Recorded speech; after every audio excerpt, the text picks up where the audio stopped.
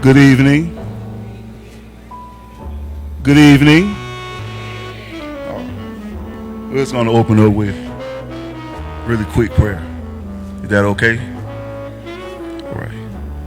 Dear Lord, we thank you for this time together.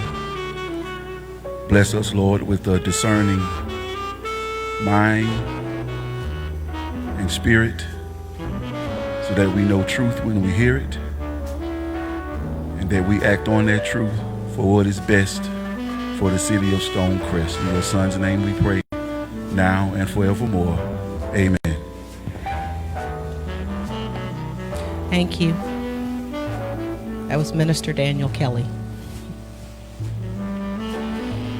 On behalf of First African Church, the Community Action Team, the Stonecrest Citizens Coalition, and the South DeKalb Improvement Association's Education Committee, we'd like to welcome you to the 2019 Mayoral Debate.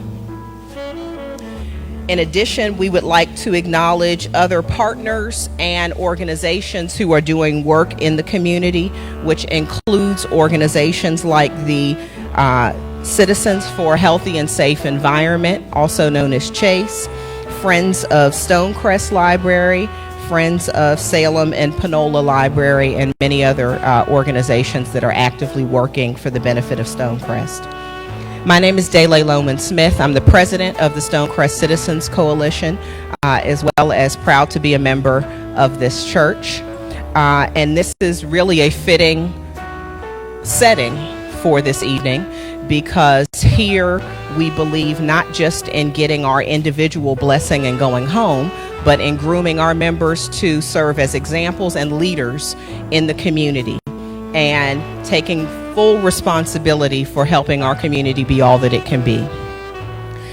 Likewise, the mission of the Stonecrest Citizens Coalition is to educate and engage citizens in our community, as well as to advocate for transparency, ethics, and efficiency on behalf of every level of government that serves the citizens of Stonecrest.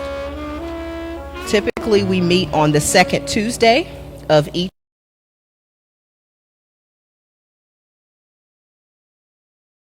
Please don't show up at Stonecrest Library.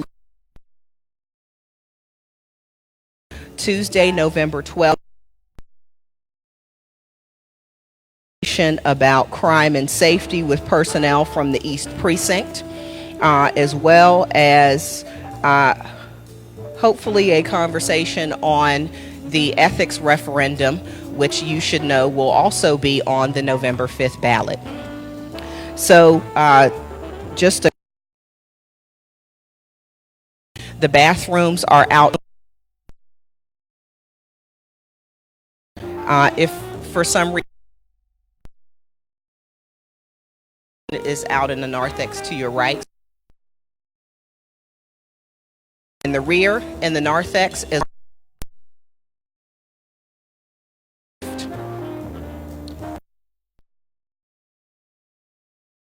come forward, and has been the community for the last 25 years.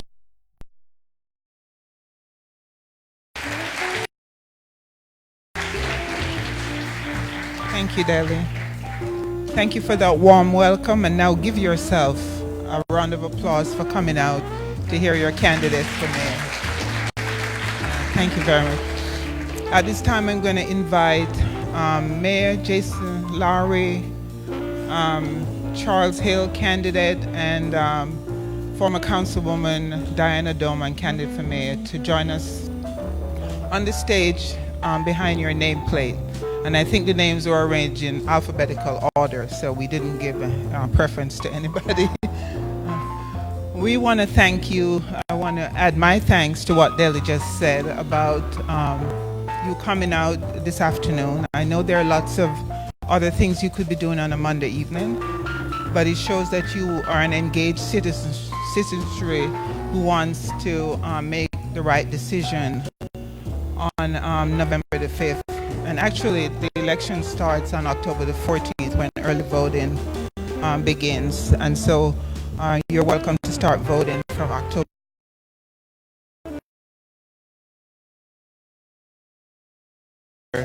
and November the 5th.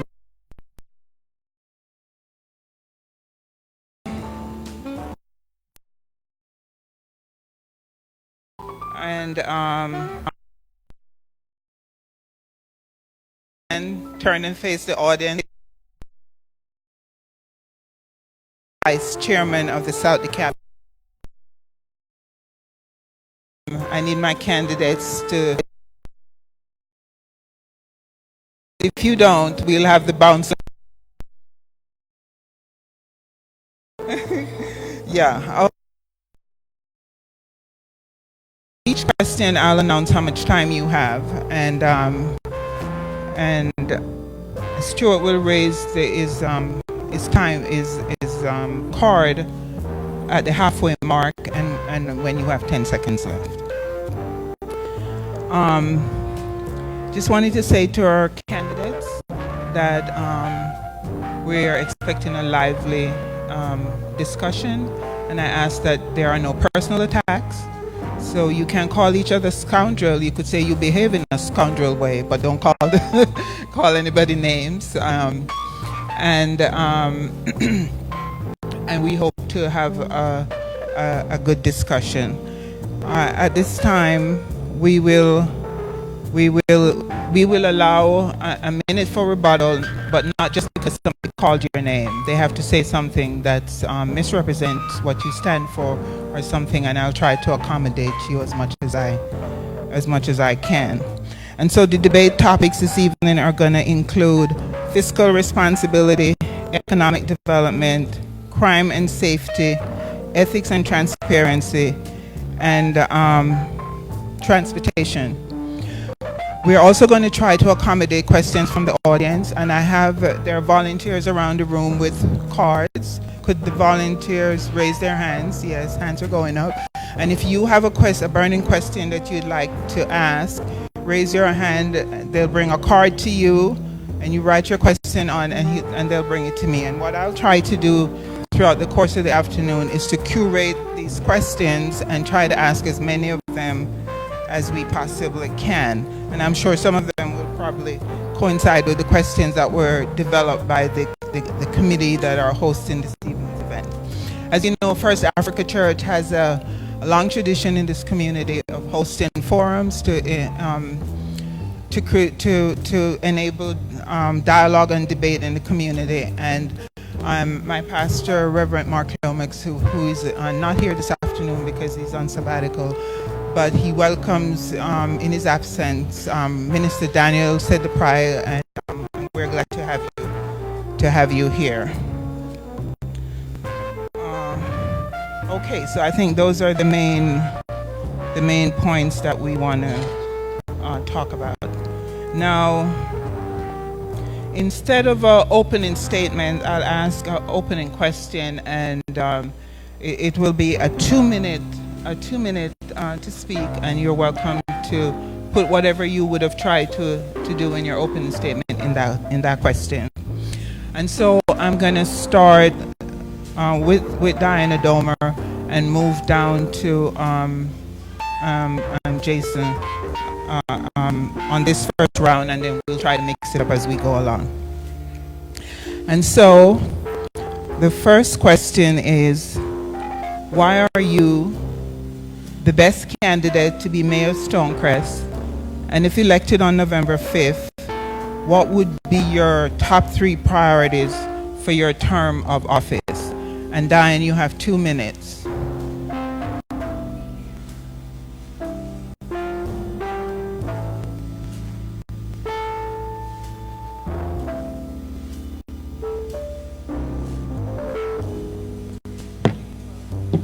Good evening, everyone.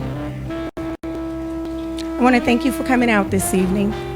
I'm running for this position, and I'm running on transparency, I'm running on honesty, I'm running on integrity, and I'm running on accountability. It's important for every government to have best practices in place. I'm going to ensure that the city is always in compliance. I'm going to ensure that we have economic development with quality businesses and that we have a high quality of life. I'm going to ensure that our audit reports, that all the recommendations that have been recommended by our auditors, that they are quickly implemented so that we can operate more efficient and be more effective. And lastly, I'm going to, under my administration, I'm going to work with all the council members and every citizen in the community to make sure that your voice is heard. A vote for me is a vote for you, and I'm going to ensure that everything I do is what you want me to do. I'm going to be accessible to you, and I'm also going to make sure that I am always engaging and going to move this community forward. And what we need now is a fresh new look for Stonecrest, and it is time to move this city forward.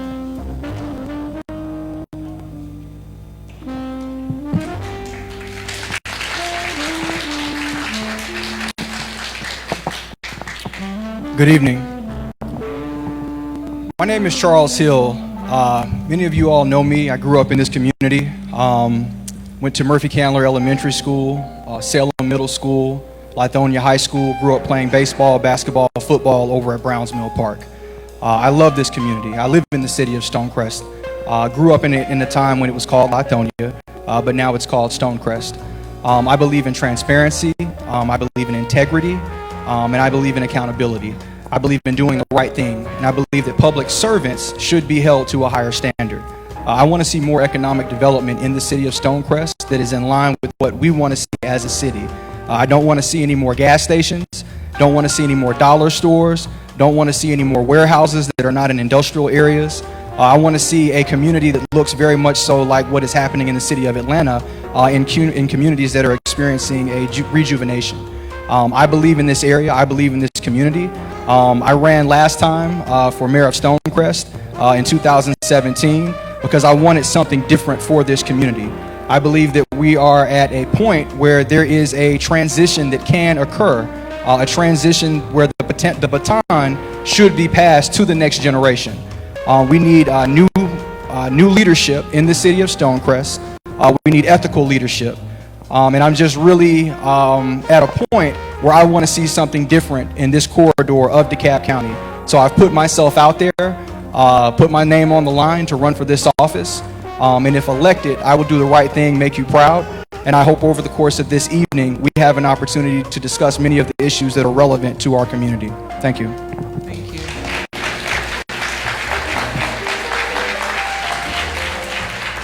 Jason. Good evening. I'm Mayor Jason Larry, and in 2013, a small group of citizens wanted to make a difference. And we're going to build on that tonight. With those small group of citizens that wanted to make a difference, I saw some tonight that I'm proud to call, as a matter of fact. I saw Michelle Emanuel, Joel Thibodeau. My wife is not here. She was on the original board. Antonio Renda, Brenda Cornelius, Sean Jones, and Ples Joyner. So we had a coalition of folks that had lived in Southeast DeKalb, same way I did, 20, 25, 30 years, and we wanted something better. So it wasn't one man, it was a mission that we are on and that we've been on at this particular time. The question was asked, what would you do in these particular things and why I would make the best candidate for it. I'll make the best candidate and the best mayor because we are continuing the mission. That's what this is. And we're on a citizen's mission with regards to how we go about getting that done. And I'll call some other names tonight as the time goes on. I'm able to do this is because as mayor, I've appointed every person to every committee that a citizen works on. And those are the folks that take care of our business here in the city of Stonecrest, move forward from there. Top 3 issues, we're going to secure our revenue for the future. We're going to finish and complete the building of our police force. And we're going to move our comprehensive plan forward that you all collectively worked on from here.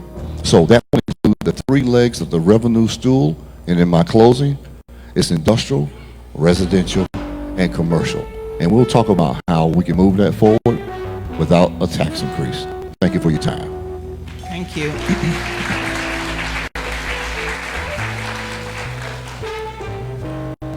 Diane, to follow up, you've been criticized for the way you handled qualifying for the mayoral race and for your resistance to stepping down from your District 5 council seat, even though you had more than 2 years left on your council term.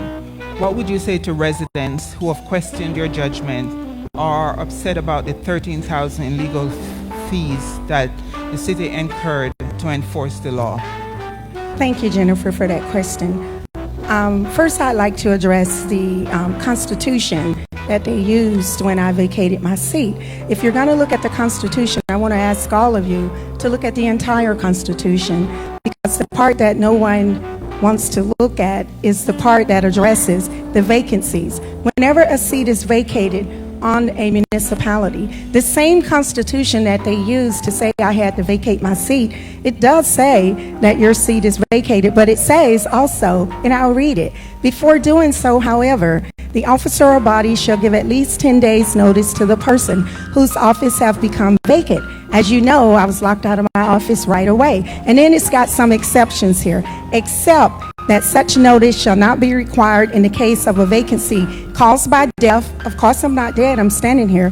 Final conviction of a felony or a written signed resignation letter. And then it goes on to say, if this is not done, that person should have their day in court. So I actually followed the Constitution. I was entitled to 10 days. I didn't get 10 days. If we're going to look at the Constitution, then ladies and gentlemen, you have to look at all the Constitution, the entire section of that particular section that they use to say I had to vacate my seat. I believe in following the law, and I followed the law that day, but as you can tell from this section of the Constitution, the law wasn't followed. And if I'm elected your next mayor, I promise you, I am going to ensure that every single citizen have their day in court if they feel like they've been wrong. If you just follow the Constitution as is and didn't challenge anything, we'll still be in slavery. Thank you.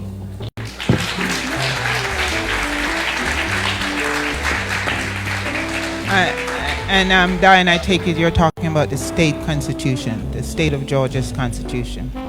Okay, Charles, after the 2017 election, which you lost, you disappeared from sight, and there has been criticism that you have not been visible or active in Stonecrest since you last ran for office. Why didn't you stay active in the community? And what is your response to residents who question your commitment to the city?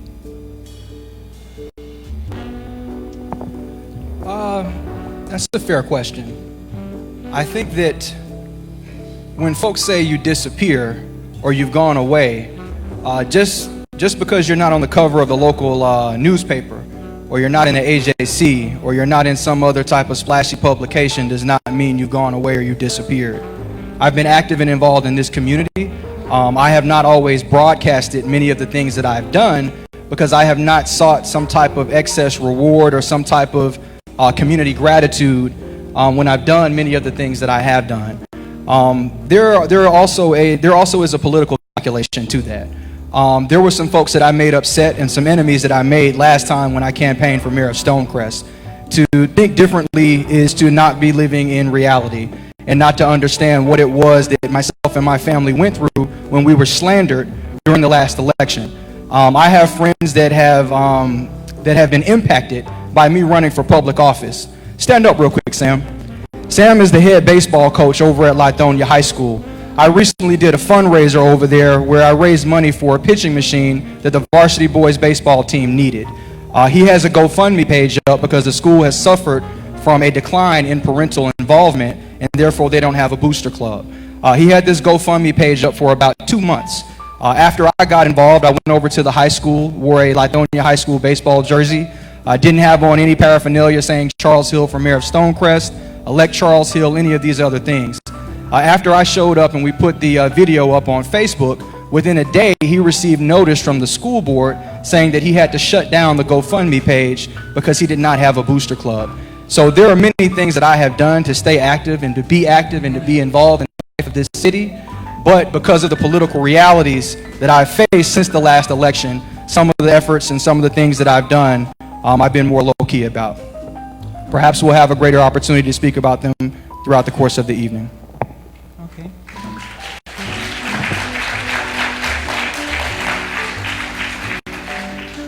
Jason, your term of office has been contentious and plagued with conflicts with council members and constituents, and you have received criticism about your temperament.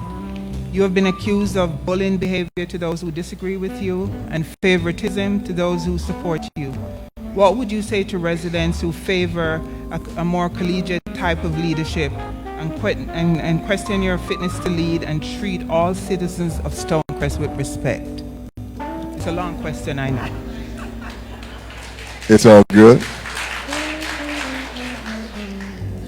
So, here's what I will say to that. One, Jennifer, I am a deliberate man, and what I mean by that is that I have an opportunity to collaborate, lead, and take the opportunity to work with council. See, when you, if you attend city council meetings and every vote is 5-1, and somebody votes against everything that comes up, I don't know if that's on the mayor or not. Matter of fact, I'm sure that it's not. But as a leader, you have to collaborate with each council person to be able to get the things done for their district so that as a whole in the city, you achieve. Let me give you some very specific examples. Councilman George Turner and I had to collaborate to be able to have Salem Road paved and a passive park at the end so that people wouldn't continue to have car wrecks down at the end of Salem and Evans Mill. Councilman Rob Turner and I have to collaborate with regards to the Film Commission so that we can bring in revenue and more things that happens in the city of Stonecrest. Councilwoman Jasmine Koppel and I have to collaborate to make sure the financial things are in order with regards to the city of Stonecrest.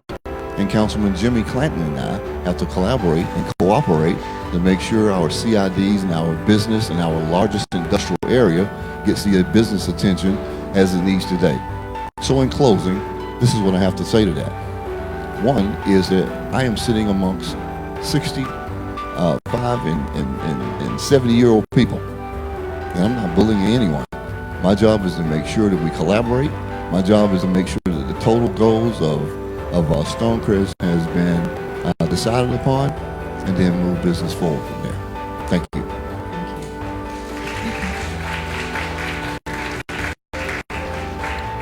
This next question is a 1-minute answer, and this is to all the candidates, and we'll start with Charles. What is your assessment of how the city has operated with ethics and transparency over the last 2.5 years? Well, we can, in terms of the issue of transparency, when campaigning last time, I brought up serious questions about the state of the Atlanta Sports City complex. I talked about how the land was not purchased, how the finances were not secure for that development, and how that was probably a development that was not going to come to fruition. Is there something else going on? That's strange. Could you please, everybody, could you silence your phones, please? I forgot to say. But I talked about the life of that development, and I talked about how there needed to be more transparency, because we can't have people come into our community merely looking to take advantage and exploit us. There can't be a massive wealth extraction out of our community. We need greater transparency in the deals that are taking place where folks are coming into our neighborhoods. They're throwing up gas stations all along Covington Highway. There's backroom deals that are occurring. You all have to get active and involved as citizens and residents. You have to do your research. That's not saying that many of you are not. It's just saying that we all have to get active, involved. We have to follow where the money is going, and we have to do a better job of knowing who's who and who's here to get paid.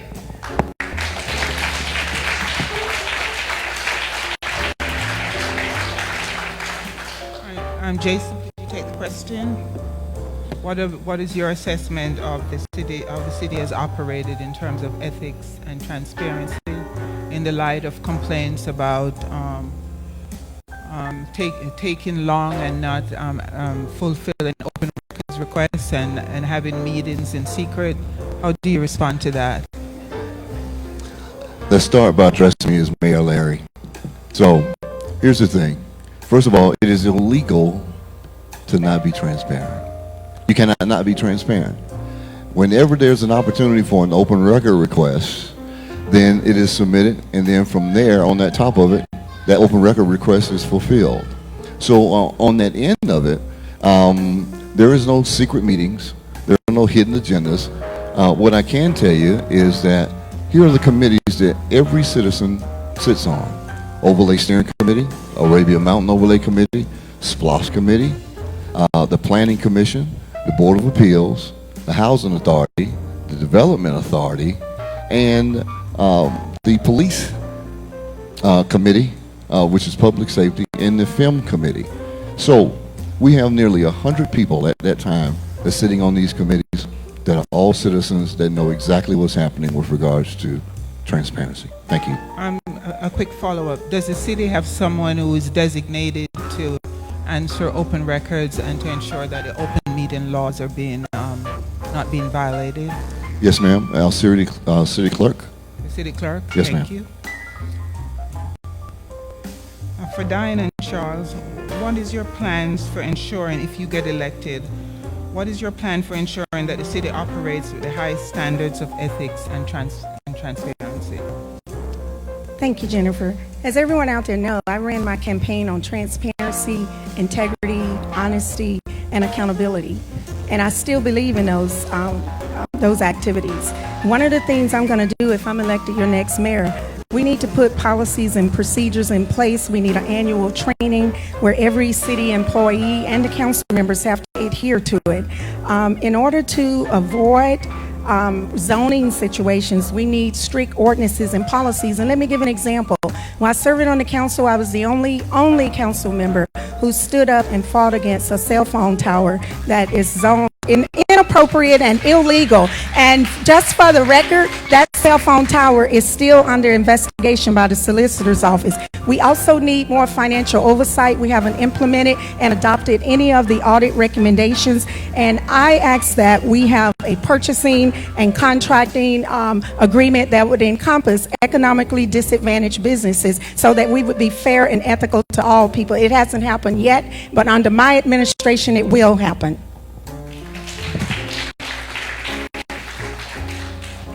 Charles, if you're elected, what would be your plan for ensuring that the city operates with the highest standards of ethics and transparency?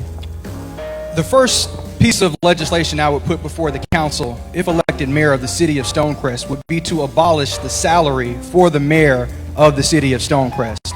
We have to take money out of politics. We have to be more in line with the community that is focused on doing what is in the best interest of the community, not a few select individuals profiting and gaining from the rest of us. We have to be very, very mindful of who's down there at City Hall. And so, you know, while we can congratulate folks that push the cityhood effort, I mean, by and large, many of these same people are now employed by the city, and they're pulling down a salary, and they're taking our tax dollars, and they're having a real good time down there. So the first thing that I would do, because talk is cheap, you got to hold folks to the fire. So I'm making a commitment here publicly to you all that if I'm elected mayor of the city of Stonecrest, my first piece of legislation will be to abolish my own salary. Okay?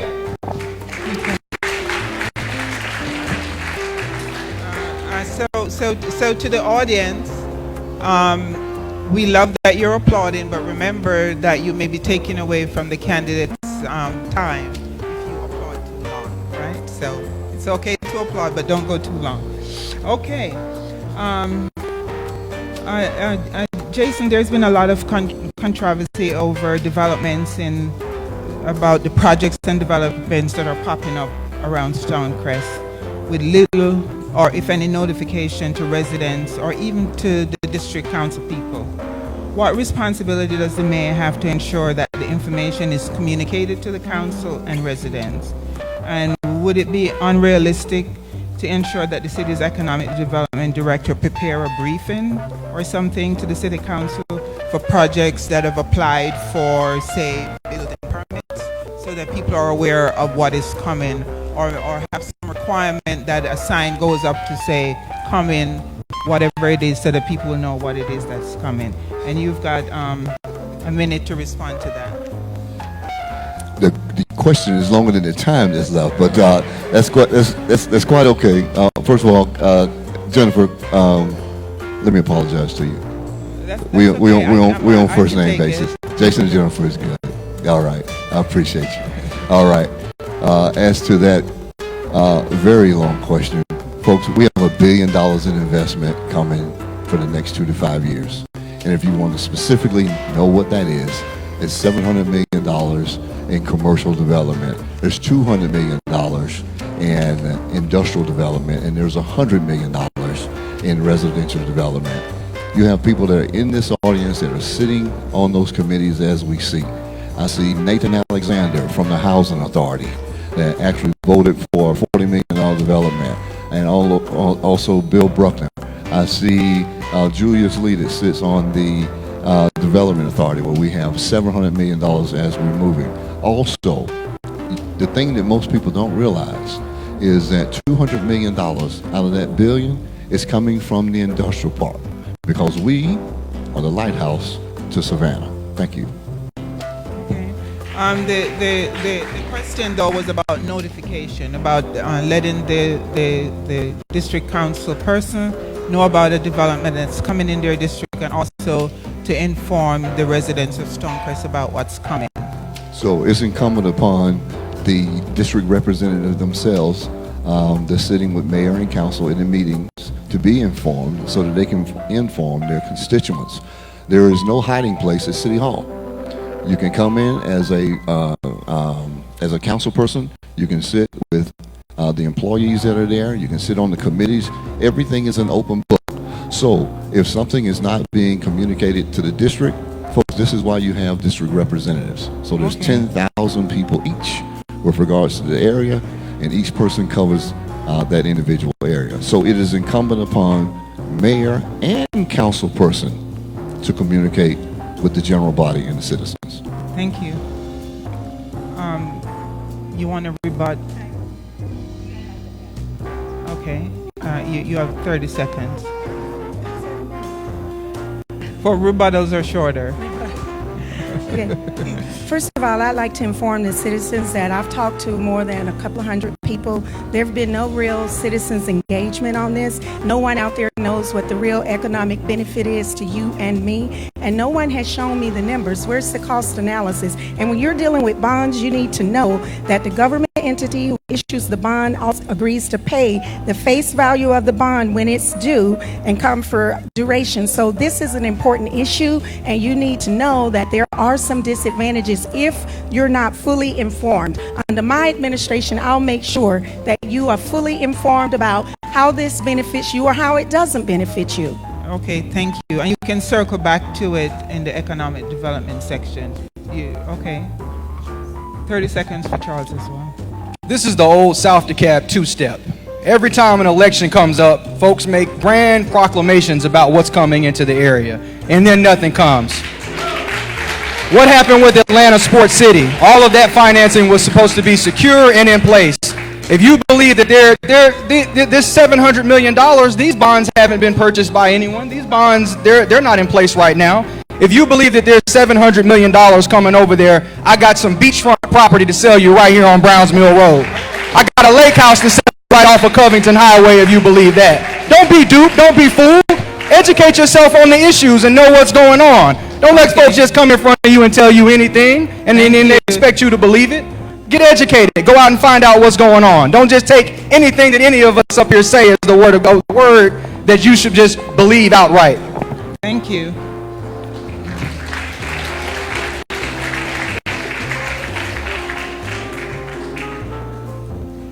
Okay, we're talking about fiscal responsibility in this segment of the forum. And Jason, you've said that the city has not had a tax increase, though there has been franchise fee and the special purpose local option sales tax have been adopted by the city. Is it realistic that the city can deliver quality services and meet citizens' expectation within the Corridor millage rate and without additional fees being leveled on residents? Short answer is yes. And this is how it happens. First of all, just because you say it loud doesn't mean it's right. That's the first thing. Second thing is that if you go outside, once you leave here the building, I have my tax bill posted on 2 large posters where you'll see city tax, Go all the way across, zero. You pay a zero tax to live in the city of Stonecrest. But you have to be educated about where we're going with regards to that revenue to actually know that. So having said that, yes, Jennifer, we can move forward in the future with the same zero tax base for this same position. One, folks, I want you to remember this. Whoever delivers the service collects the revenue. Whoever delivers the service collects the revenue. So if we deliver the service, we collect the revenue. There is no double tax. There is no two-step. There is no dancing around. It is very academic and it is very scientific with regards to revenue. Thank you. Diane and Charles, is it realistic for the city to expect to deliver quality service without a millage rate? And how would you pay for those services without raising taxes?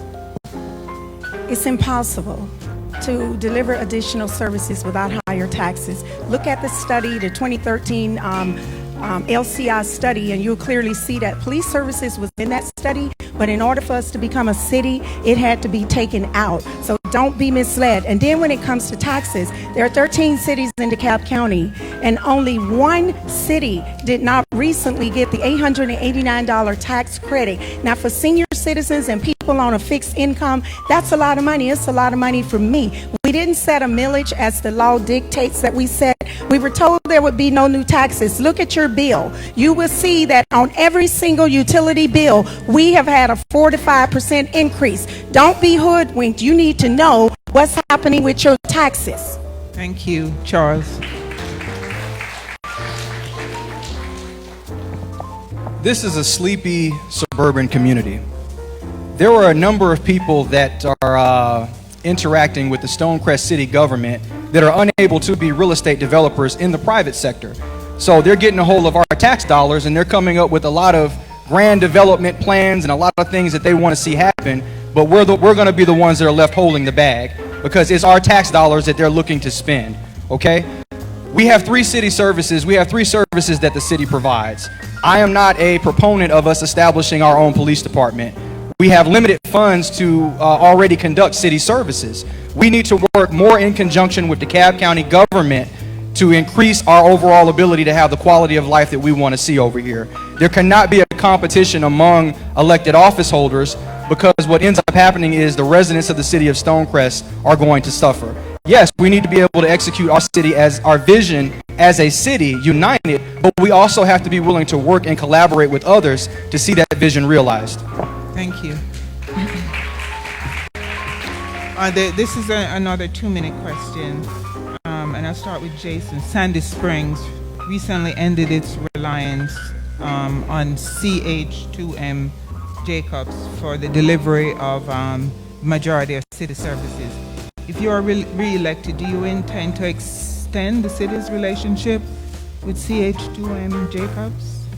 So what happens in that arena, Jennifer, is this. We are a contract for services city. When you see a $16 million revenue nut over a 5-year period of time, that's payroll, that's cars, that's insurance, that's everything that goes into ramping up a city. So how do you stay on board with that is being able to keep your budget in line with what happens with how you're being charged. With that, we had a $6.2 million budget for 2017. We had a $200,000 excess in 2018. We had a $9.2 million budget from there. So the short answer to that, Jennifer, is that you have to grow away from that particular opportunity. You just don't cut it off at the end of it. Speaking of which, the same way with the police department.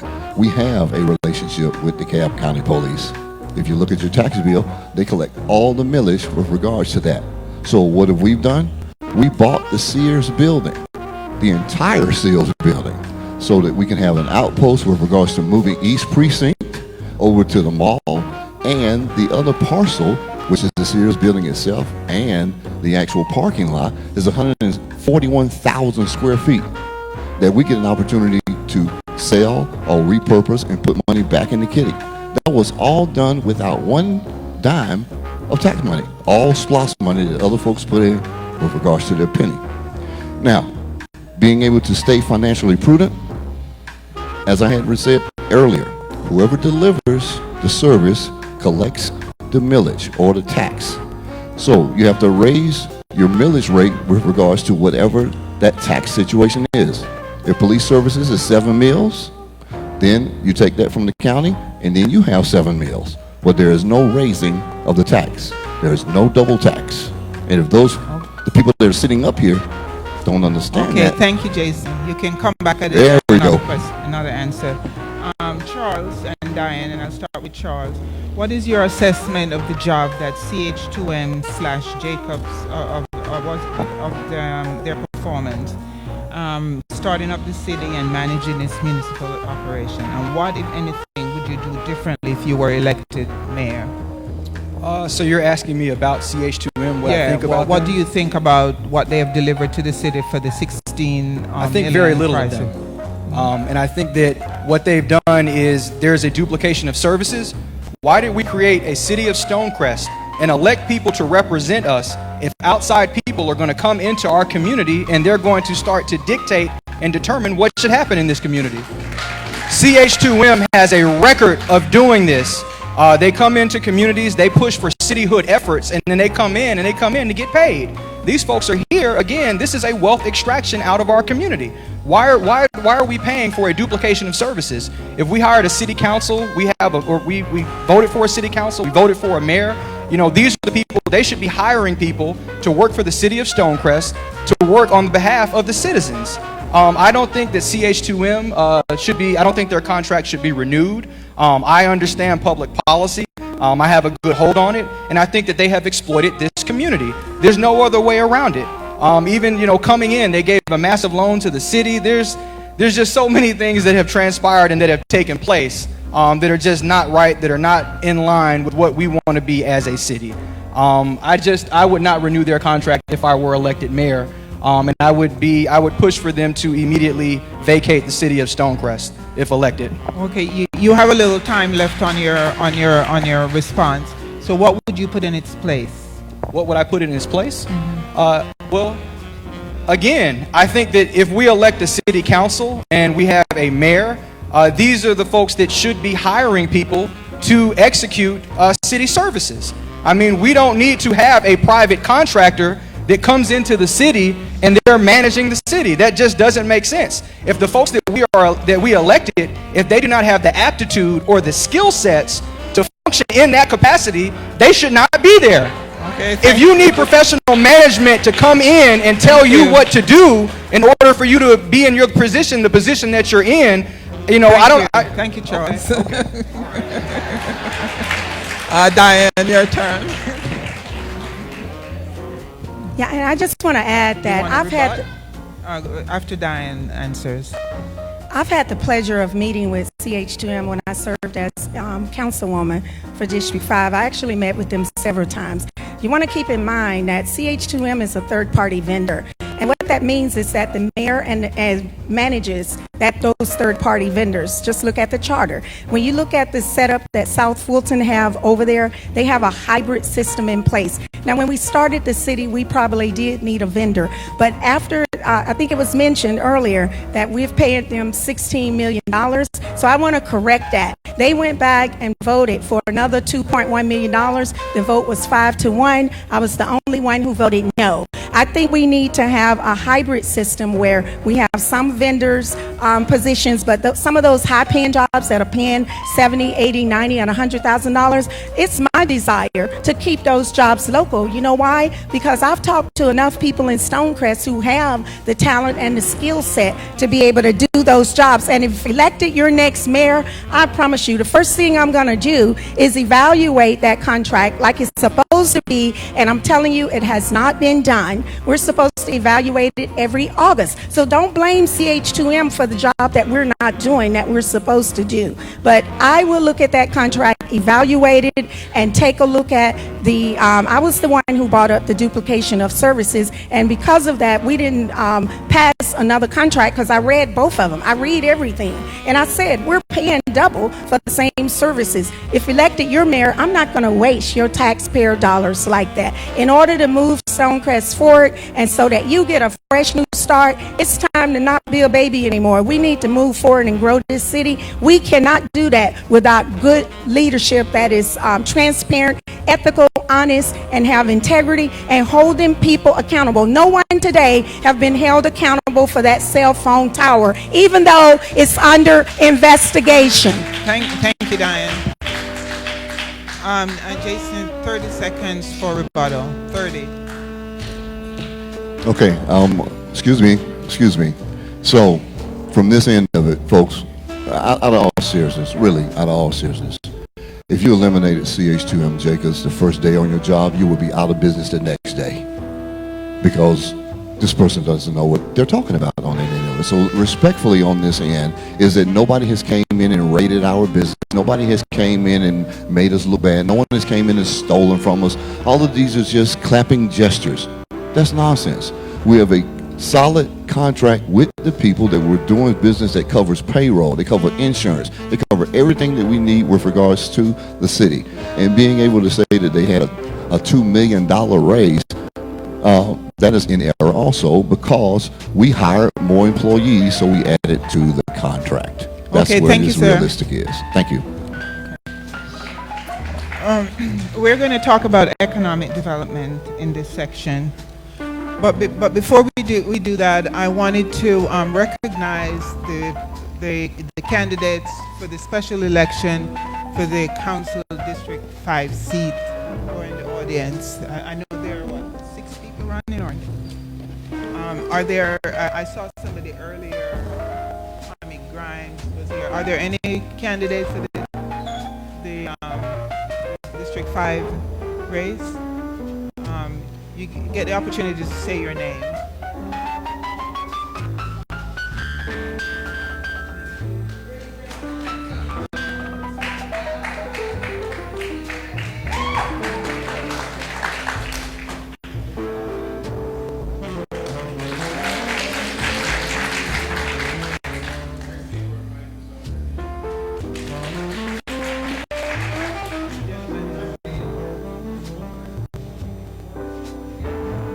Thank you. Okay. So this is a question for all the candidates.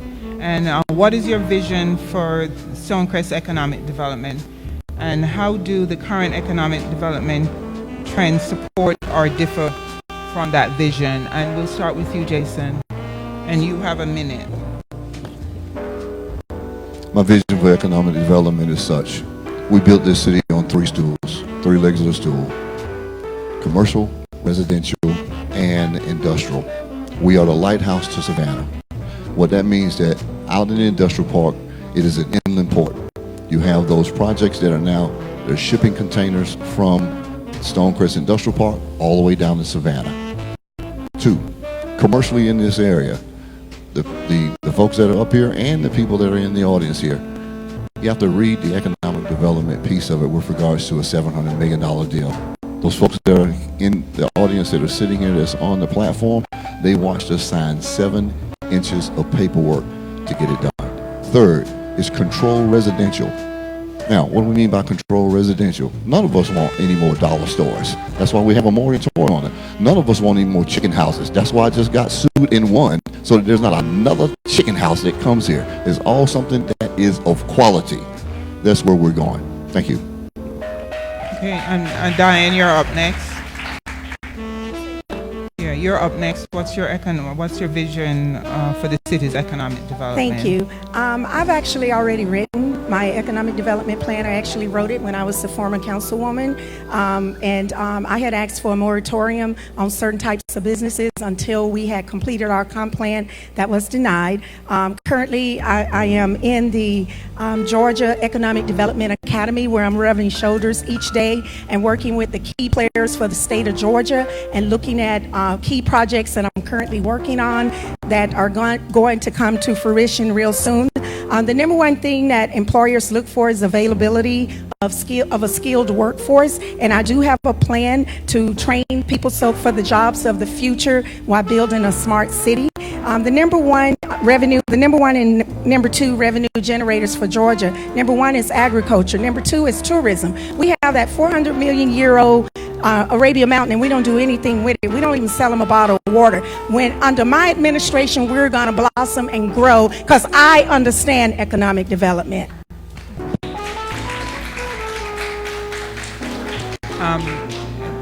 Charles, you're up. What's your economic vision for the city?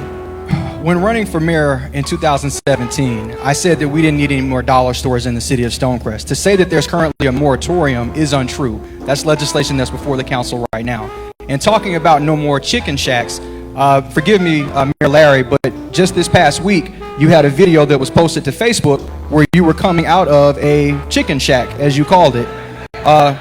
And, you know, that was, you were supporting, you know, I'm all for supporting local businesses. That's fine. But it's just somewhat disingenuous for you to say that. And, you know, that video is up online. Going to economic development, we have to make this community a viable community for younger people. We need more folks to see this as a community they want to live in. We have to improve our school system. The wealth of our community is in our schools. No one will want to move into a community if we are not having a school system that will make it a competitive community. We have to have better schools, we have to have better public safety, and we have to do more to make our community in parts of the city that want it more reflective of East Atlanta. Thank you, Charles. Jason, your turn. I'll give you that for that one, Charles. That was good. That was good. That was good. And he's right. I was coming out of the chicken shack. And the reason I was coming out of that chicken shack is because I support small business. That's that lady's business, and I was going to make her business work. That's why I was doing it. Now, I said not in support of other chicken shacks. That means that we're not going to build any other Popeyes when those people have Chipotle and Maggiano's in their portfolio. You're going to bring the same quality out here that you bring in Buckhead, that you bring in Brookhaven. So no, we're not going to have that particular piece of it on that. So that end of it, yeah, he's correct. On the small business side, I'm going to support every small business that wants to come and do business in the city of Stonecrest. Period. And there's no different than the people that we see today. 30 seconds, Jason. You're 30 seconds up. Thank you. Okay. I'm gonna pass on that one, but you'll probably get an opportunity in this section to do it. For all candidates, Cobb County is fighting a very public battle with a dangerous polluter in their community. Even as Stonecrest is adding recycling plant, gas stations, and cell towers. How will you, if elected, ensure that the city's economic development doesn't threaten the city's environmental health? And I guess I'll start with Charles this time. Just because a piece of property is zoned for an industrial use does not mean that it should be given license or permit to be developed in such a way that will adversely affect our community. That's how we got the cell tower, am I right? It was said that, oh, okay, well, the zoning for this zoning was passed back in the 70s in DeKalb County, and Stonecrest took over much of DeKalb County's zoning parcels, or how the zoning was lined up. We have to take a very critical look at what we are authorizing. And by and large, there seems to be just a rubber stamp that is being stamped on many things that are going in our community. You would not see this type of a recycling center coming to other communities. It just would not happen. It will adversely affect the health of all the folks that are in our neighborhoods, that are in the city of Stonecrest, and we don't need that. We have to put a more critical lens on the zoning department to make sure that the things they are stamping as approved are in line with what we want in our community. And it's problematic when city councilors do not know that certain developments are being pushed and advocated for in their districts. Thank you. Jason, your turn. Your turn. What was the question? The question is that the city is adding recycling plants, gas stations, and cell towers in Stonecrest. And how will you ensure that the economic development plan for the city doesn't threaten its environmental health?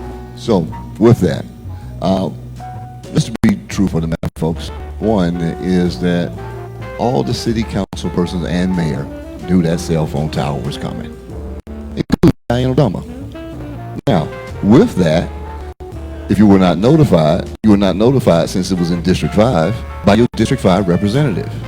Now, to be fair to everybody that's sitting up here, is that we were new at the time. The county already had this thing set up, ordinance-wise, and then with participating with the FCC, they do this all day long, every day. So, to say that we intentionally didn't do something about it, that would be wrong. And with regards to that, we end up having and this you can look up yourself, a moratorium with regards to it, for a moratorium on the other cell phone towers that were going up, and Diana Doma voted against it. So which one do we have? Are we protecting the environment? Are we protecting the citizens? Or are we not? Okay, as a follow-up from the audience, a question about what is the city government's process for granting permission to erect and profit from the cell towers that are polluting our neighborhoods? And I think this is just for you, Jason, since you're currently the mayor. So what is the process for erecting cell towers in Stonecrest? What is the process for erecting cell towers in Stonecrest? Is it open? Can anybody? You have to go through the planning commission to be able to do that. And particularly at this point, since we are more learned in that area, and quite frankly, I'll credit, and she's not here, I didn't see her, but Virginia Pierce Kelly for that, because she was courageous enough to start that particular end of it.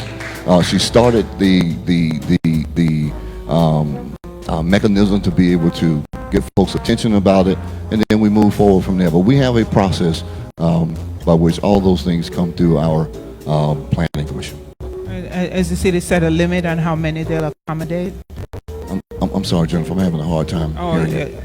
Has the city set a limit on how many cell towers it can accommodate? At this point, zero, because we're not entertaining any cell towers in the city of Stonecrest as we sit today. Everything is on hold with regards to that end of it. Okay, and I'll give Diane and Charles a quick. If you were elected, would you establish policies about how many cell towers would come to the city? It's a yes or no. Yes, I would, absolutely. And I've tried to do that. We passed a cell phone ordinance, and I fought tooth and nail for an ordinance that would protect us, and what we passed is toothless. It has absolutely no power. It's not going to protect us. The comprehensive plan actually outlines exactly where cell phone towers can go, and we're still putting them wherever we want to put them, right next to a church and a school. We should be ashamed of ourselves. All right. Charles, if you were elected mayor, would you establish some policy about how many cell towers the city can have? There's an old saying that says an ounce of prevention is worth a pound of cure. These folks up here, they've had their opportunity to do more to prevent these type of cell towers going up in our community. And when put to the task, the cell tower went up. So when we talk about more cell towers, of course, I would be against it unless it's in an industrial area or an area that would not negatively impact homeowners, like it has for those folks that have to live now in front of that cell tower. Their property values have taken a hit because that cell tower was developed there. So I don't think that we should have cell towers that close to neighborhoods. I think that it would adversely affect the health of those people that live in those neighborhoods. Thank you. Jason, you recently announced a plan for a $700 million development through the Stonecrest Development Authority. How will this development be built? How will the bond be repaid in the event that it is unsuccessful? It's a long question. If elected, what will you do to ensure that it does not suffer the fate of the much touted $200 million Atlanta Sports City, which was also announced with much fanfare, coincidentally, just a month before the March 2017 election, just like this one is being announced just a month before the November 5th election. So, you got it? Yeah, that's the end of it, yeah. All right. Here's the difference between the two. One is that this development is backed by revenue bonds that is the responsibility of the developer himself. That means Allen Family Investment, and that is going through our development authority. No attachment to the city whatsoever. Worst case scenario, that if it fails, but I don't think it will, because all you have to do is go down Evans Mill Road, look next to New Birth, and you'll see the quality of work that man is capable of. And he also owns the Target building, and he's doing that particular piece also. But with regards to that, there is no on the hook for the city. It's on the hook for the developer. So if he can't finish raising the money, if he can't get this particular project off the ground, that land reverts back from the development authority and not to the city. There is no risk for the city whatsoever. So it is very difficult for folks to be demanding what's going to happen here or there when there's only one entity putting money on the table. And you know, if she doesn't mind me using an example here, it's like Tammy Grimes and her family when they built the subdivision. So there's a certain financial acumen that you have to make sure that things happen in the way they do. Okay, Diane and Charles, I guess I have to give you an opportunity to chime in on that. Do you think this is okie doke, that we're doing another big announcement just before the election? I'll start with Charles. Folks, this stuff is, again, commonsensical. I didn't have to go to Morehouse, Harvard, and Yale to be able to research and look into things. Take this article from On Common Ground, okay? You look at actor Wesley Snipes here, and you look at this supposed Dr. Amino Power, which is supposed to be some grand new protein supplement that is going to bring jobs to the Stonecrest corridor. I challenge each and every one of you to pull out your cell phones and type in Dr. Amino Power into your Google search engine and see what comes up. To your disappointment, you will get nothing on Google because this product may not have even launched, okay?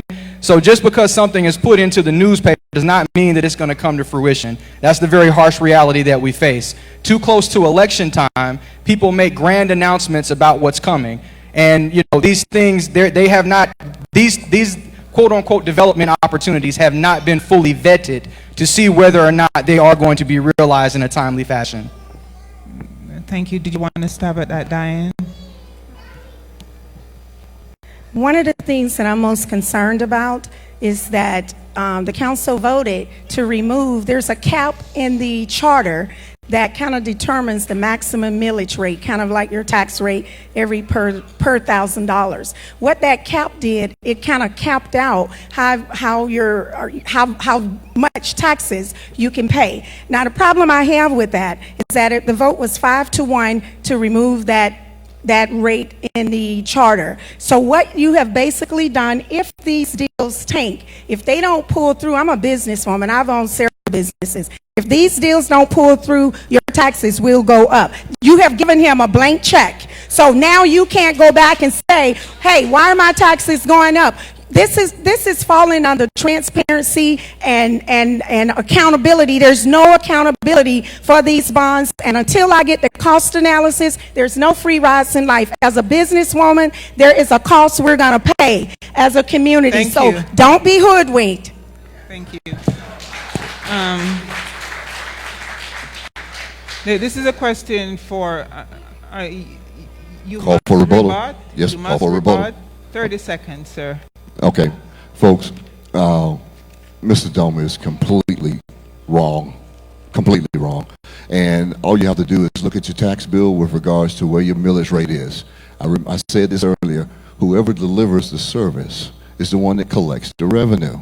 So if you have a 0 millage rate and you're collecting no revenue, it will come from those other 6 sources that we talked about that I mentioned earlier. And the last thing is that when you remove the millage rate, you collect the revenue so you can deliver the service. Very simple equation. There is no tax raise. There is no double tax. Okay, thank you, sir. And this is a question for all the candidates, and it's one minute.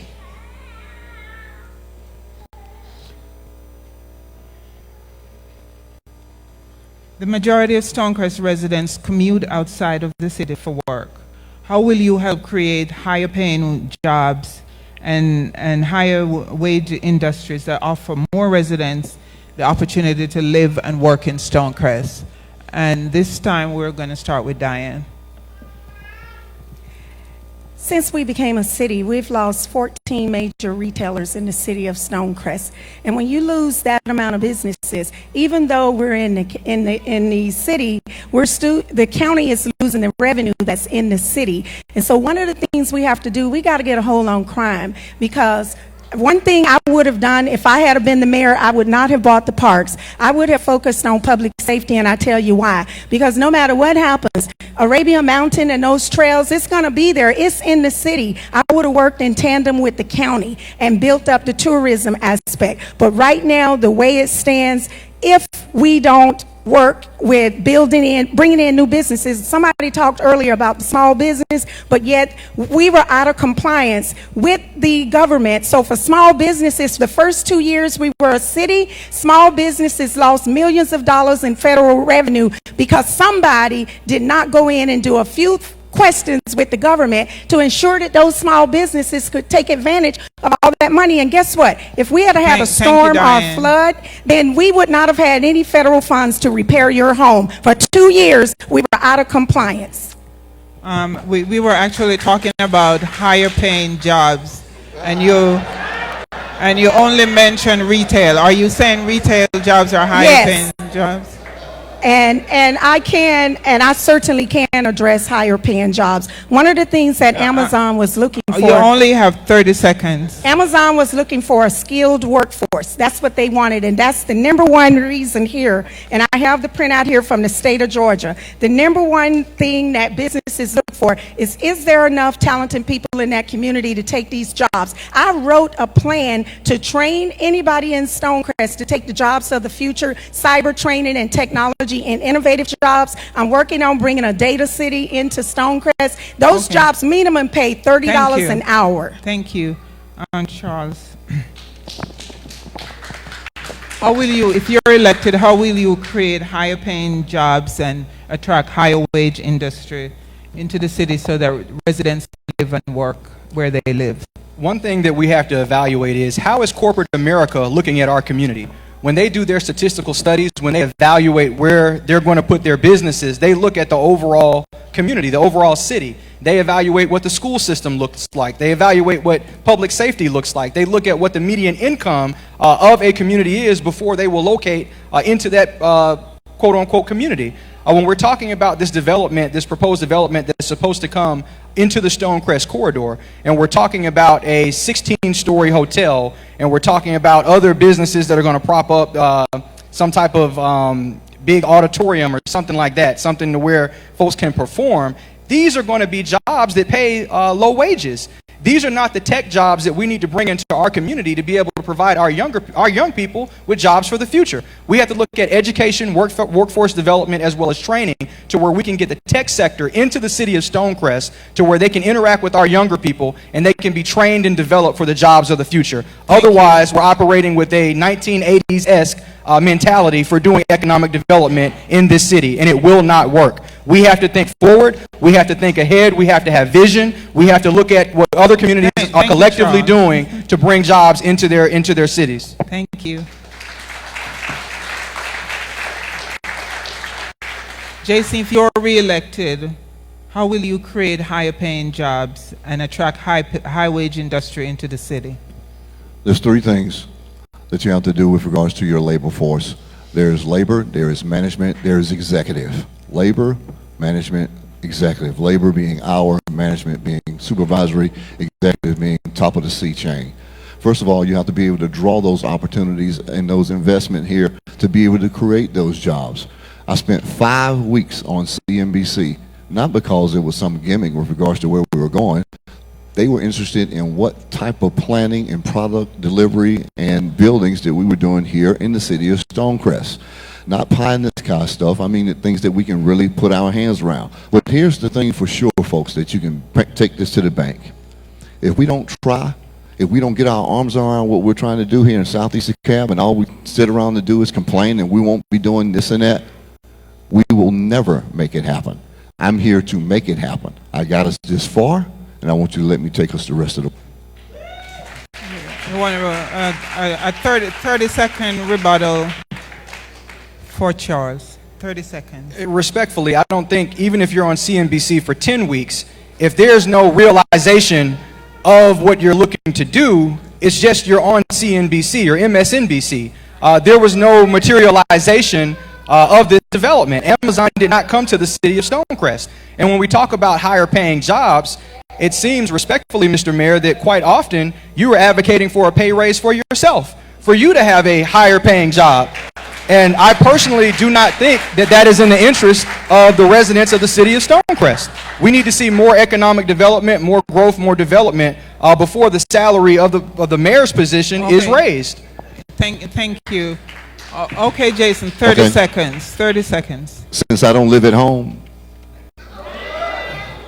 people should make a regular salary with regards to their abilities. Okay, you can afford to give away $20,000 a year when you coming out of your subdivision from your mommy and daddy's house. But you live in a real world that I live in. Yes, yes, yes. When you live in a real world where I live in, hey, remember, he brought it up. You live in the real world that I live in. You have to pay regular bills like everybody else. Order. May I remind the candidates that there are no personal attacks allowed. You need to speak to that. I knew this old tired line was going to be used, so I came prepared this evening to rebut that. Okay. Quiet in as the room, a please. black family living in South DeKalb, I understand the value of deferred gratification, okay? I understand the value of group economics. I understand the great capacity for working with my mother and father to see dreams realized. I didn't go to Morehouse College, Harvard University, or Yale University for free. I did not have a full ride. Knowing that this was going to come up, I brought in here today, for anyone that wants to see it, my letter from Harvard University saying that I fulfilled my loan obligation regarding my loan payments to Harvard. Okay? Thank you. I have the stubs here proving that this year alone I have paid in excess of over $25,000. Thank you. Not very many people are able to pay that when they have those type of student loan debts. But I have taken every measure to ensure that I am a financially solvent individual, that I'm making my fair contribution to the city, to the folks that I owe money to, and that I will fulfill any and all loan obligations that I have. To that extent, you know, I also have property in and around the city of Atlanta, holdings that are in excess of over $500,000. So when folks say things like I'm living at home, I would not be able to make the business moves that I had made if I were driving a Camaro, a Corvette, or any other fancier type of vehicle. Check the facts. Thank you.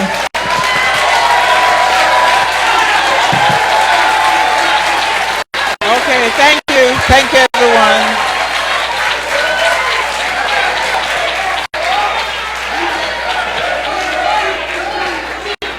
Okay, thank you.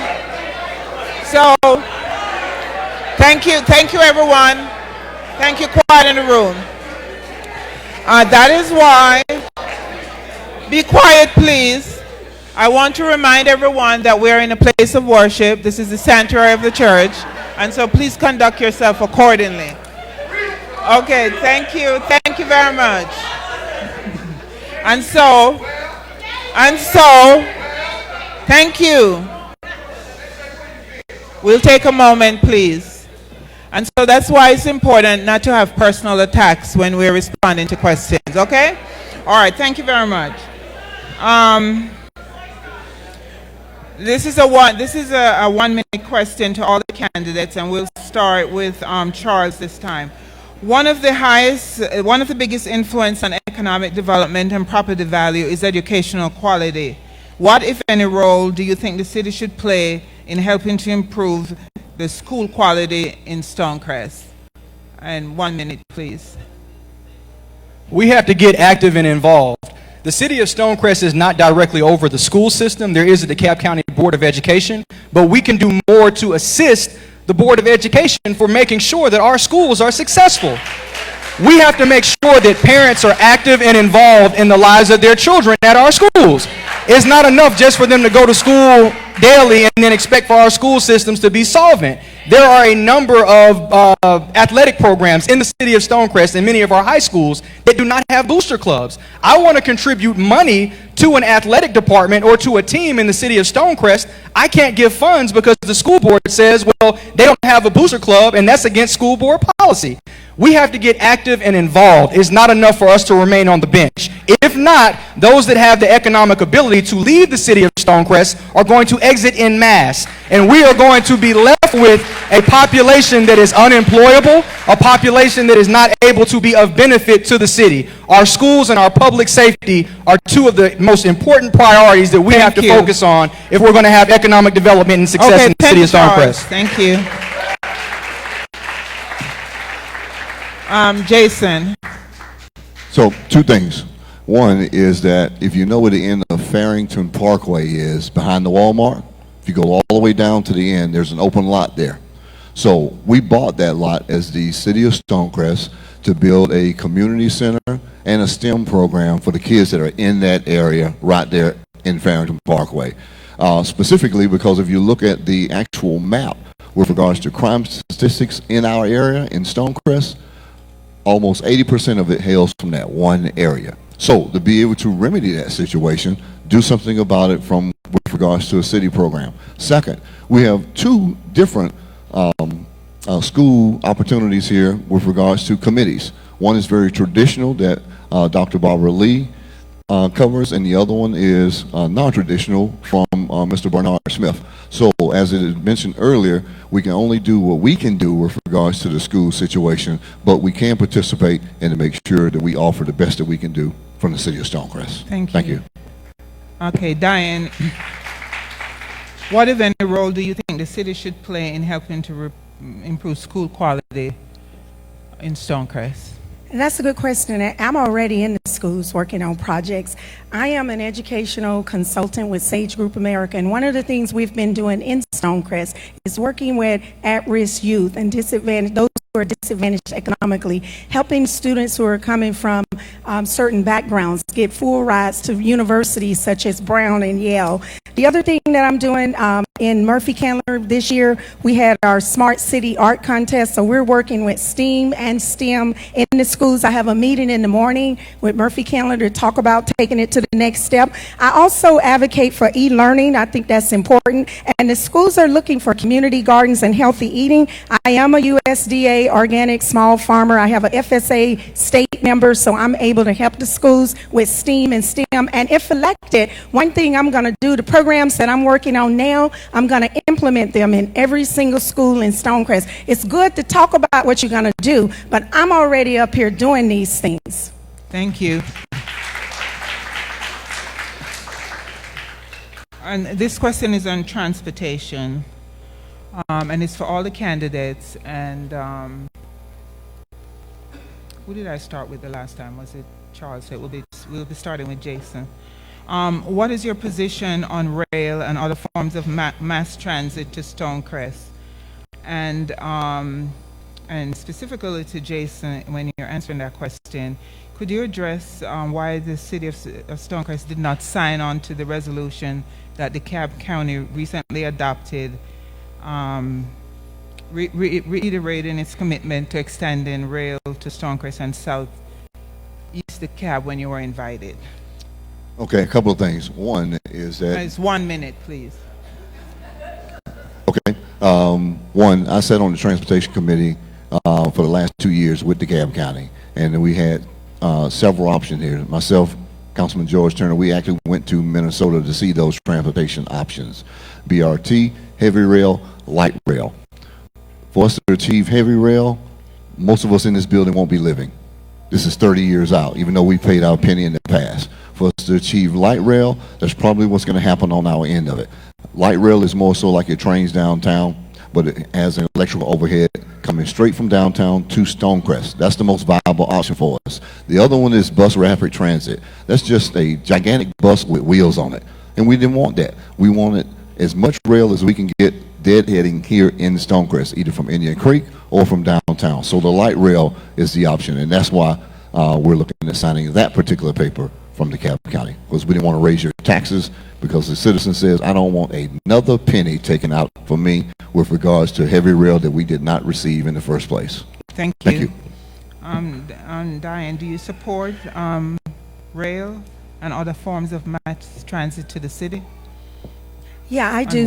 I do support rail, but unfortunately, I did do a little research. There are no DeKalb projects on the project list for the ATL right now, and so even though I know that they talk about the Clifton Corridor, but the Clifton Corridor after the annexation, it's not in DeKalb County anymore. So right now, there are no DeKalb projects on that list. I'm looking forward to seeing how that moves forward, and that is why it's so important when we put people at the table to represent us, that you put bulldogs at the table, people who don't mind, you know, taking the hard punches to get what we need. We don't need a lot of ideas. We need implementation in Stonecrest.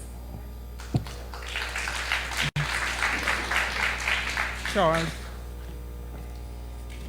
For countless decades, there has been an exploitation of our tax dollars as it relates to MARTA or other transportation systems. We've seen that in and around the metro area. The Beltline is a key example of one such development that was supposed to occur, that was supposed to have a rail system. The citizens of the city of Atlanta voted for there to be a self-tax to where they would be able to pay for rail that would go along the Beltline, and that has not occurred. So you have to have the right people at the table. Otherwise, your tax dollars that you are willing to give up for there to be high-end rail systems will be diverted elsewhere. And you won't see any type of significant rail out here for the next 20, 30, possibly 40, 50 years. We are being strangled by traffic congestion coming from downtown Atlanta into this corridor. We have to push and advocate the legislature, the state of Georgia, to be more responsible as it relates to them pushing to get light rail out of the city of Atlanta and into other communities. We have to do that. And that's something that if elected mayor, I will push for and advocate for. Thank you. This section will deal with crime and safety. Stonecrest has seen a recent spike in property and violent crime. There's just been 2 murders recently in the city. Jason, what has been your administration's response, and how do you propose addressing this going forward? So we have to have a major precinct here in Stonecrest. It's really just that simple. That's why we made the investment to buy the Sears complex and the building. Now, with that, that is a combination between 2 sources here. Either the city of Stonecrest as a standalone as we move into our own public safety, or in combination with DeKalb County, because they want to move East Precinct, which is in Lithonia, where they have $250,000 asbestos program or problem, over to the Sears building where the outpost is. So that's specifically what we're doing on that end of it. That's hard money, hard dollars already spent being able to put that program together. Second, once again, if you look at your millage rate, police is 100% on DeKalb, but we can share in that millage rate without raising your taxes, and then have double the coverage in a third of the time right here in Stonecrest for public safety. Thank you. Charles, what plans, if elected, what plans do you have to prevent and reduce crime in Stonecrest? I'm holding in my hand the Stonecrest Citizens Public Safety Committee report. This report was put together when the city was just being formed. To the best of my knowledge, as of right now, the city of Stonecrest does not have a liaison working with the DeKalb County Police Department to liaise on issues of public safety. Many of the homicides that have occurred in DeKalb County in this fiscal year that we're in, or in this year since January 2019, have occurred in the city of Stonecrest. The 2 that we just had, I think that brings the total from the total for DeKalb County to 12, and 10 of the 12 are here in Stonecrest. We have to put more pressure. We have to put more pressure on the DeKalb County Police Department to have a greater police presence in the city, to make sure that folks know that we have police that actually care about the community, that they can actually respond to 911 calls when they get them. They can respond in a very fast and swift fashion. We also have to look at technology as a way of deterring crimes. We have to potentially look at having more video surveillance, potentially, in certain high traffic areas, high traffic commercial areas. Okay, and we have to look at doing more to deter crime. Thank you. Diane, same question. What plans do you have to prevent and reduce crime in Stonecrest if you're elected mayor? Well, one of the plans I have, first of all, you need to know that whatever we're paying to the county now, we're getting a deep discount. We're getting actually a whole lot more services than what we can sustain if we had our own police services. So if we're paying a millage of 5.092 or $6.5 million, if we took on our own police force, we would certainly have to raise the millage in order to accommodate the same exact level of service. Now, when we negotiated the intergovernmental agreement with the county, one of the things we should have done was negotiated a higher level of service. Why did we become a city to do the same old, same old? So the IGA we have now is the same exact level of service that we were getting from the county. I would have increased that level of service with the county and worked in tandem with them to gradually grow the police department until we have the revenue. If you haven't costed out, you can't afford it. You haven't gotten that question yet? Yes. Perhaps you could answer. I'm going to add to that question. Do you support Stonecrest having its own police department, and how would you pay for it? Certainly I do, and both candidates here are in error. First error that Mr. Hill has made is that he says we have no DeKalb County representation with regards to Stonecrest and the police department. We have two that are sitting in the audience. Dr. Barbara Hall that's sitting up front here, and Mr. Adrian Bell. Both are law enforcement professionals that are representing the city of Stonecrest with regards to DeKalb County. Second, Ms. Adoma said that we wouldn't be able to afford to be able to make the transition with regards to our millage rate and theirs. I 100% disagree with that. See, they're taking that millage rate and they're trying to cover the entire county. We take that millage rate, which is 700,000 plus people. We take that millage rate and we're only covering 54,000 folks. So with the same money, we can do 3 times as much. And that doesn't include our capital improvement with money we already have in the bank that we take in for SPLOS. Thank you. Okay, thank you. Perhaps you could rebut in your closing statement, but do you support the city having its own police department, and how would you pay for it? I do not support the city of Stonecrest having its own police department. I think there's a better way to work with DeKalb County. We have to make our DeKalb County Police Department more competitive so we can get better hires. Mayor Larry said that Mr. Bell here is representative for the city of Stonecrest for the police departments. As per my understanding of his official title with the city of Stonecrest, he's the communications director. If he is in some type of reserve capacity with the sheriff's department, that's fine, that's all good and well, but we need an independent liaison to work in conjunction with the DeKalb County Police Department as well as the DeKalb County Sheriff's Department. Somebody that is independent, somebody that cannot be manhandled, and someone that is there for the overall benefit of the city of Stonecrest and will not cut corners when it comes to our public safety. So I think Dr. Adoma was correct. We don't have the funds to finance our own police department. And to do so is only so that the people at the top can have their own individual fiefdoms and they can govern by way of having a police department that will do their bidding.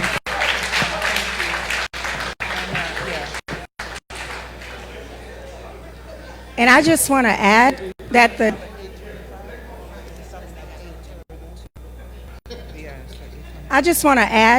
the worst thing we could do, the very worst thing we can do is get a police department and they're underpaid and don't have the proper equipment and cannot do a good job.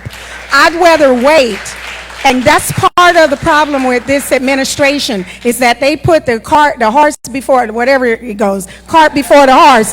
Well, and they do that. We always operate in a fire drill mode, and many times my no votes. Keep in mind, if you go read the minutes and the video, we had to go back and revisit that particular issue because I voted no on it and just asked for them to defer it until we cost it out. I'm going to watch over your money like I've been doing if you elect me to be your next mayor, because working this city and operating in fire drill mode with raise your taxes and a police department that's not adequately funded would be a total disaster for us. Why didn't we think about that before we bought the parks? Arabia Mountain's not going anywhere unless an act of God pick it up and move it. So I say work on public safety. Okay. All right. This has been a lively conversation. We're almost to the closing statements, but we've had some questions come up from the audience, and I myself on my way here noticed something when I was driving here this afternoon, and so I wanted to get you all to address this question quickly before your closing statement. During the 2017 election, there were some dirty election tricks that took place in the Stonecrest election. There were please be quiet so I can pose a question. There were some flyers and stuff that went out at the last minute before people could have an opportunity to address the issue. And on my way here, I noticed as I'm driving up that I see a number of election signs that was posted against a particular candidate, and the mayor's race is non-partisan, meaning it's not you don't have to declare a party, but there were several signs all over the city that read. I took a picture. I took a picture of the thing, and it says Republican Diana Domer for mayor. And when I came in, I checked with Diane to find out if those were her signs, because I was alarmed that she would be declaring her party affiliation when it's not necessary. And so some folks in the audience wanted to know, do you believe that dirty trick signs will have an impact on you? So we don't know who are putting these signs up. But for the mayor, who is over the city, does code enforcement have any jurisdiction against taking up signs that were put illegally for a candidate that says stuff about them that is not fair? So I wanted you to address that. Then I wanted the other candidates to address whether they would conduct themselves in a fair manner as we go forward to the next few weeks into the election. First of all, so Jennifer, Jason, you could take it. Okay. I concern myself with my campaign. I don't print other people's signs or flyers or any of that kind of stuff. I don't think it's necessary. I continue to actually talk about what I've achieved as your mayor, where I'm going with you all collectively as your mayor. I don't really care for terms like fiefdom and bully and things that people use with regards to those things, you know, sort of like now. And with regards to that, let me unequivocally tell you, no, I don't support that kind of activity. First race and next race, or the last. Thank you. So would you direct your code enforcement department to remove those signs? I don't think we can legally do that. What did you say? We don't, excuse me, I don't think we can legally do that. We don't take people's signs up no matter what they're running for on that particular end of it. What ends up happening is DeKalb County will take up signs that are in the right of way when they end up doing some of their maintenance with regards to it. But it's not, you know, us with regards to being able to order our code enforcement to take up signs for anybody, whether it's any election. So also with regards to that. So these signs have Diane's name on it, and she didn't put them up. She's empowered to remove them. I can't speak for Ms. Adoma. Okay. All right. It's not what I do. But one omission that we did make as we talked about this other piece of it is that Mr. Hill omitted to recognize Dr. Hall here as our representative that's actually speaking with DeKalb County on our behalf for public safety. And so to you, Diane, the question is, we know you're a smart woman in a district that is 99% Democratic. Why would you place Republican signs out when the office you seek is nonpartisan? Can you answer that? Well, thank you for the question, but I didn't place any signs out. I prayed to God for signs, and I woke up, and that's what I saw. I have no idea. You got to be careful what you pray for, because the name is right, the position is right, but I don't know about the rest. But all I have to say to you, if elected your mayor, I'm going to be a person of integrity. I will never run an administration where I am lacking in character. And integrity is doing the right thing when no one is watching. what's most important to me is that you get a leader who will fight for you, who will have integrity, who will be transparent and honest, and who will hold people accountable. We have too many things in this city, and as of today, no one has been held accountable for all the things that impacted our life in a negative way. That's disappointing to me, and I don't sleep at night because of that. Thank you. And Charles, as someone who was a victim of bad election, dirty election tricks in 2017, how are you protecting yourself in this election? I'm happy this question came up. When we talk about 2017, I'm the victim of bad election tactics right here in 2019. The same article that had the Wesley Snipes publication, you'll see in here a man by the name of Bernard Knight that works with the city of Stonecrest, okay? I caught Mr. Knight trespassing on my property about a week ago, and very soon the video will be up on Facebook. I have pictures of him here in his car. They say a dog will look down when he does something wrong, but a snake will look you right in the eyes. He looked me right in the eyes and said some very disrespectful and hostile things to me, and said that he was there doing opposition research because he's working for Mayor Jason Larry's campaign. I have a photo of his license plate. I also have a recording of the police officer from the Clark Atlanta Police Department who gave me a call to tell me he was trespassing on my property. So before the end of the week, it's going to be up on my Facebook page, and you all will have an opportunity to see or to hear what has transpired. Thank you. Okay. All right.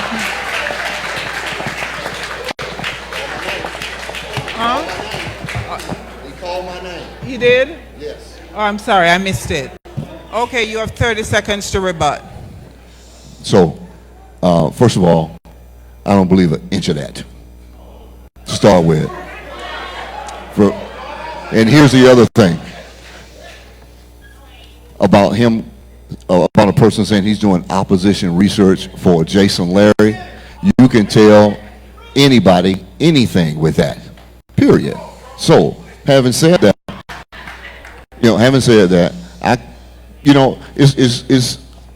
it's indicative to how some of you all are. You don't want to really hear the truth. You just want to hear a bunch of clapping and yelling and that particular thing. But the truth of the matter is that we have been running this city operationally proficient. You don't pay an extra tax. You don't do any of the things that you said that was going to happen. We be a double tax. We'd be doing it. None of that has been happening. We're doing a very, very good job of running this city from mayor and council. You can. So at this time, we still have lots of questions that we don't have enough time to get to. So I want to apologize to anyone who did not hear a question that addressed their issue. But I want to, again, thank you all for coming out. And each candidate will now have 2 minutes for a closing statement. And we'll start with Diane and work our way to the other end. 2 minutes, please. Good evening, everyone. Again, I'm Dr. Diane Daniels-Adoma, and I want to thank you for coming out. It's very important to me that you know that if elected your next mayor, I'm never going to vote for anything that's illegal, anything that's going to harm this community, or anything that doesn't put your livelihood and your quality of life at the forefront. It's time for change. When drones are flying without a city policy, it's time for change. When cell phone towers are allowed to sit next to a school and a daycare center, and it's time for change when individuals are signing their own checks. If you elect me as your next mayor, I promise you I'm going to be accessible, and everyone in here will be equally important to me. And no one, no business, no small business will not have the opportunity to bid on business when we are a 99% African American city. Every small business should have the same opportunity that the large businesses get to be able to grow their businesses. If you elect me, you'll get a fresh start. and we'll be able to move this city forward. And one thing you know, I have a track record. I got the battle scars. I'm a warrior. I have fought for you. I have been denied access to council benefits only because I have fought for you. You just don't know the battles I've fought. And if you want to move Stonecrest forward, the only way you're going to do that is to meet me at the polls on November 5th, and let's elect some new leadership that is going to put you first and be accessible. Thank you very much. And I'm Diana Doma, and I proudly approve this message.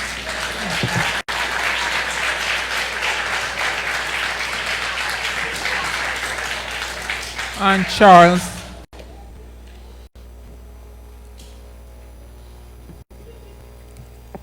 The definition of insanity is doing the same thing over and over again and expecting different results.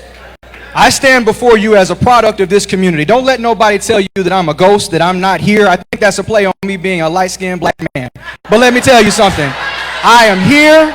I am ready to do the good work for this community, and I will work on your behalf to see that we realize what this community can be. My girlfriend is sitting right over here with her family. I want to be in a position to raise a family here in the city of Stonecrest. I want to be able to have my children go to a school system that is efficient, effective, and that works. I don't want to have to go to the movie theater or to the grocery store and to be fearful of what may happen to me or my car while I'm in the theater. About a year ago, she went to an accountant's office and she was having her taxes done.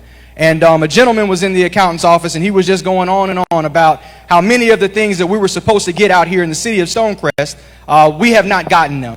And he said, you know, the Atlanta Sports City was supposed to come. We haven't gotten that. We haven't gotten, you know, better police services. We haven't gotten the things that we were promised. And he said, if I had have known that it was going to be like this, I'd have voted for the yellow fella. Well, I'm here before you today to tell you that you can either have a king, you can have a queen, or you can have a public servant. You can have someone that will put you and your interest ahead of my own. As I said earlier, and I was being genuine when I said it, one of the first things I will work to do is to abolish the salary for the position of mayor of Stonecrest. I'm an independent businessman. I have enough going in my own personal private life and in my entrepreneurial endeavors to where I do not have to exploit you or this city for anything.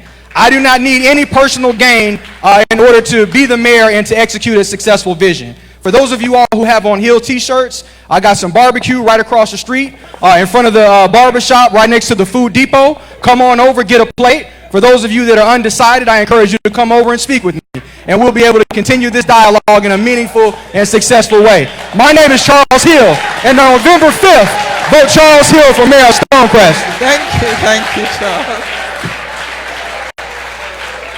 Thank you. Mayor Laurie, your 2-minute closing statement. To be able to be successful at this level in this realm of the world, it takes executive experience. And with that, I've been able to take us this far with a team of people. That's mayor and council. You cannot work on an island by yourself. You cannot stand up and scream and talk crazy and expect that you're going to get something done. None of that's going to happen. You have to work with the many committees that are put in place that we have to make it a citizen function environment, such as our Overlay Steering Committee, our Arabian Mountain Overlay Committee, our SPLOS. Those candidates that are running, sitting here that I saw that I didn't get a chance to call, like Dave Marcus and Chris Seabrooks, who has invented the Stonecrest Chamber of Commerce. It is a collaboration of city and county and your city council folks. So all of this about I can do this, I can do that, I can put these to process in place. I can't do a thing. It has to be we. So here's what I'm going to ask you. And I make no secret about this because, you know, everyone knows this particular end of it. So, you know, I was stricken with cancer last year. Period. Limp nodes have a mind of their own. You don't know if you can put your shoes on that morning or what is going to happen to you. I did not miss a day at Stonecrest. Not a day. Now, you have to grit that out. You have to do the same things that you have to get up in the morning to do this. That's you're just unbelievable for you. So I'm going to ask you all the same thing that I asked Jesus Christ, and that is, give me a little bit more time. Give me a little bit more time to get the things done on the face of this planet. And that's not being unreasonable, since we have only been in business for 2 years. We're physically sound. We have the money in the bank. You haven't paid 1 inch of tax whatsoever. None of your money has been wasted. And all of this talk about us being out of compliance, hogwash. There's our city auditor sitting right there, Mr. Joel Thibodeau. He can tell you we are in 100% compliance of everything, federal, state, and local, and your money has not been wasted. My man. Thank you very much.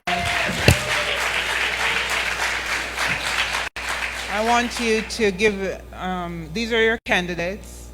Early voting starts on October the 14th.